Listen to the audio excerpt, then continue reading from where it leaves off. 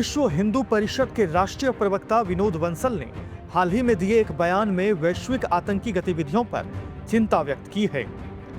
उन्होंने कहा कि विश्व भर में होने वाली जिहादी आतंकी घटनाओं में एक ही मजहब के लोग शामिल रहते हैं।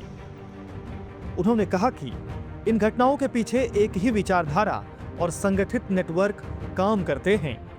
ऐसे में इसकी अनदेखी नहीं की जानी चाहिए।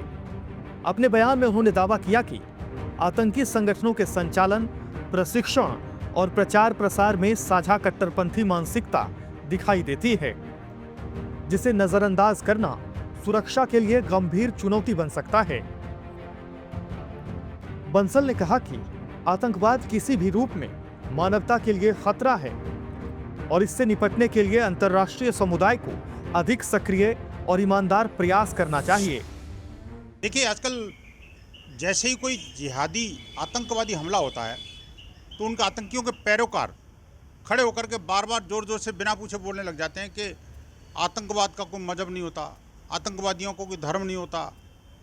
मुझे समझ में नहीं आता कि वो इन सब चीज़ों को कैसे दरकिनार कर सकते हैं, जबकि विश्व भर के अंदर कहीं भी किसी भी प्रकार की आतंकवादी घटना हो, जिहादी आतंकवाद की घटना में सारे विस्फोट बनाने वाले एक ही मजहब के, विस्फोट करने वाले एक ही मजहब के, कराने वाले एक ही मजहब के, मारने वाले एक ही मजहब के, काटने वाले एक ही मजहब के, प्रशिक्षण दाता जो है वो भी एक ही मजहब के, प्रशिक्षण के अड्डे एक ही मजहब के, सोच एक मजहब की, किताब एक मजहब की, प्रेरणा एक मजहब की, बेहतर हुरें एक मजहब की, जन्नत एक मजहब की, काफिरी सोच एक मजहब की। आप मुझे बताइए कि आतंकियों को बचाने वाले सारे उनके जनाजे में जाने वाले वो सारे एक मजहब के। तो फिर भी इन घटनाओं को लेकर के आंख मूंद कर जो लोग जो दूसरों को सीख देते हैं और रट्टू तोते की तरह कहते हैं कि आतंक का कोई धर्म नहीं होता। अरे भाई, इस सत्य को आप कब तक आप छुपाते रहोगे? उन जिहादी जानवरों को आप कब तक बचाते रहोगे?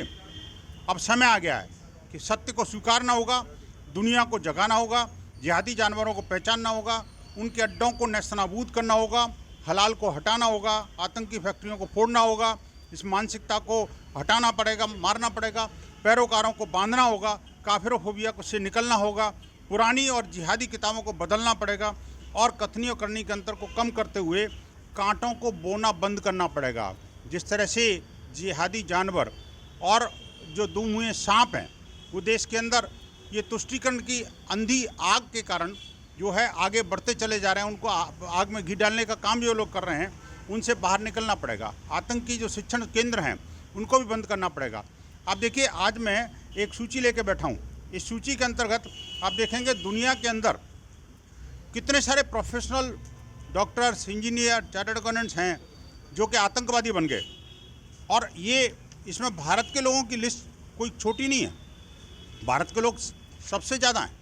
और आप देखिए कि इसमें भारत के बाहर की बात करो तो अल जवाहरी है, फाती शिकाकी है, आप बिलाल अब्दुल्ला है, मोहम्मद आशा है, मोहम्मद हनीफ है। ऐसे बहुत सारे जो जिहादी जानवर हैं जिन्होंने दुनिया को जलाया, दुनिया को इस्लाम के नाम पर, जिहाद के नाम पर आतंक फैला करके उनको लहूलुहान किया।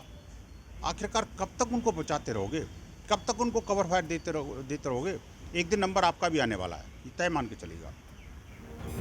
विनोद बंसल ने यह अपील की कि कट्टरपंथ और हिंसा को बढ़ावा देने वाली सोच, ठिकानों और नेटवर्क पर कड़ी कार्रवाई की जाए।